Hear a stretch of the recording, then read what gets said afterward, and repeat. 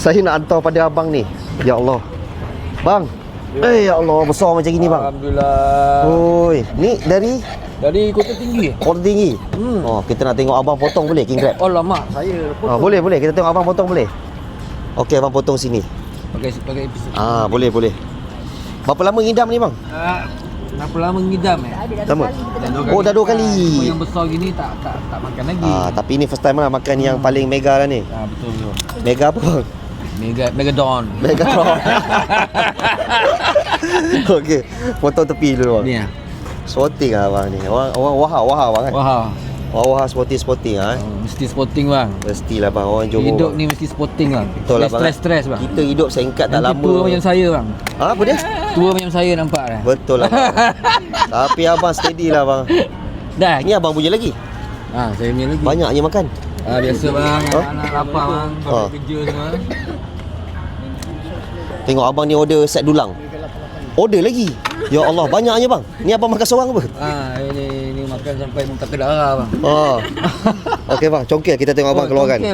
Congkil Kasih congkil. Orang Kota Tinggi tak relax. Allah, dia punya bau tu saya Okey, ni kuning. Oh, kuning Ya bang. Bukan sambal lah. Boleh, sambal boleh. Tapi yang ni pun boleh. Bismillah. Tengok kamera sikit bang. Beraya-raya sedap. Krim dia sedap ni. Ni cheese. Tak kan, kuning tu kan? Saya makan seorang lah. Makan seorang bang. Yang lain ni semua kasih tengok je lah. Zik, yang lain ni semua kasih tengok je lah. Tengok je. Kasih tengok ayah makan je. Tengok. Okey, baik. Bang, terima kasih banyak bang Okey, untuk abang ni dia ada order tengok ni yang besar ni. Dia order yang paling besar. Yang ni ini abang order yang 598 ke 698? Yang paling besar. Paling besar 2 kilo ni, 698. Dan ini kita ada set dulang juga. Sotong, ada siakap, ada ayam, ada udang galah 118. Baik, terima kasih banyak orang Kota Tinggi. Boleh masukkan sekali ni adik ni sekali. Zik. Terima kasih banyak orang Kota Tinggi Kalau nak datang, singgah ke Nasi Lemak Lobster JB Setia Tropika Johor. Okey, jangan lupa tekan button follow kalau belum follow saya. Dah follow ke belum? Okey, tolong tekan button follow. Tengok ada lagi, tengok adik ni angkat. Ya Allah, adik berat tak adik? Berat tak? Boleh tahan.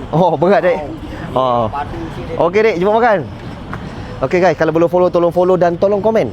Dek, salah tak seumur hidup sekali makan king crab? Tak salah pun. Cuma tak salah. Seumur hidup. Tak salah. Jumpa lagi Abang Lobster.